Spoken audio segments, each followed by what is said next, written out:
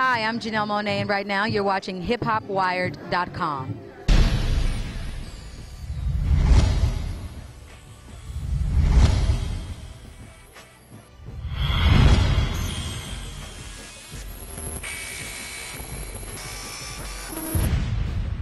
We're here at the ASCAP Women Behind the Music series. How are you tonight? I'm good. How are you? I'm good. Let everybody know a little bit about what you do.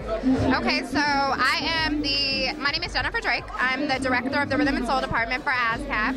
And tonight is our 3rd annual Women Behind the Music series, which was launched by my boss, the VP of Membership for Rhythm and Soul, Nicole George. And it was designed to honor the accomplishments of women in music. So we're just super excited to keep it going, Now, how do you guys pick who gets honored for the Women in Music series? Is there a certain process you go through? There is, actually. We go through a process of, just kind of looking at over the course of a year, the contributions that those particular women have made. Right. So we try to, pay homage to an attorney, a publisher, a woman manager, and like one of our members, an artist, a writer. Now, let everybody know what we're doing here tonight with ASCAP. We are honoring women behind the music. Janelle Monae, who of course needs to be honored, is fabulous. Jan Smith, who, was the voice of the stars, and myself. And I'm just happy to be with the other ladies. Yes. Now, since this is honoring women behind the music, for other young girls who want to be like you, want to be an entertainment attorney, what kind of advice could you give them? I mean, the obvious, you have to go to school, you have to get good grades, you have to be focused.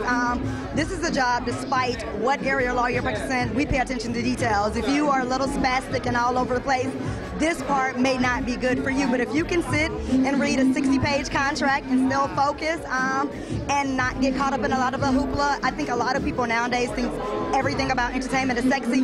There's nothing sexy about being in office at 8 o'clock at night, reading a 60-page attorney, but at the end of the day, when I know that I've done a good job for my clients and they come back and say, thank you, Ms. Carter, I'm very happy. And also as a woman, you have to be very careful about how you allow yourself to be used and how you portray yourself in the industry. And I think sometimes people forget that, especially with all the social networking out there, but you just have to be very careful because nobody wants the attorney that appears to be an artist. There's nothing wrong with being an artist, but everybody has their role. Yeah. How are you tonight, Miss Monet? I'm doing fantastic. You look fantastic as well. Let everybody know a little bit about what we're doing here tonight for ASCAP. Yes, Women Behind the Music Award. I'm being recognized, and I'm deeply honored that ASCAP thought of me. ASCAP has been protecting my rights as an artist and making sure that I get paid, and just really being in my corner they've been in my corner for a very long time. And so to have them recognize me at such an early stage is something I don't take for granted. I use it as encouragement, and I pray that another young lady gets the same award next year around the same time, and who is more ambitious and more audacious than I am. Absolutely. Now, what advice could you give to another woman who's actually trying to follow your success to get an award like this next year? I would say that you should have a real sense of yourself and who you are. I've been able to get to where I am with just embracing who I am, embracing the things that make me unique, and not getting off message. Knowing when I go into the industry, what are my goals? What's the message that I want to leave behind? And so I think that's the key, to actually know who you are, what you stand for, and stay true to that. Absolutely. Now, everyone knows that you work with Diddy over at Bad Boy. What is one thing that you could say he's really taught you about the music industry? Well, I have a partnership. I have a very unique relationship with Sean Combs Diddy, Puff, all his names. He's a friend first, and he's someone who believed in my mission and message long before you guys knew about me. So I haven't really had to change who I am as an artist, and I think that's what I learned, to let an artist, if you support them, let them be who they are.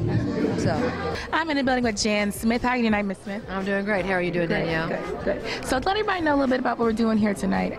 My understanding is this is ASCAP honors women in the music business and behind the scenes, and so I'm honored to be here, honored to participate in this. So. Absolutely. How does it feel to be honored by your peers here at ASCAP?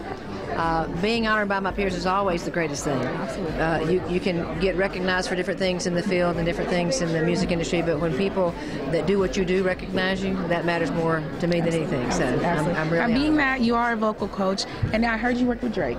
So how did you go transitioning Drake from being a rapper to being more into his singing? Well, actually, Jan Smith Studios worked with Drake. Okay. I was on the road with Justin Bieber. Okay, tell me a little bit about Justin Bieber. Well, I was just going to tell you, they called me to go in with Drake, and I couldn't be there, so I sent one of of my affiliates, Dion Osborne, who's been working with Drake. Okay. I was on the road with Justin, so I couldn't leave at the time. Okay. So for someone who's just getting started in the music business, what are some basic singing tips that you could give them starting out? You know what? The most important thing is for people to take care of their bodies. Okay. Because for singers, your body's your instrument, and if you're sick or if your body goes down, your voice usually goes down too. So that's the biggest thing that people need to be concerned about, what they eat and how they take care of their bodies.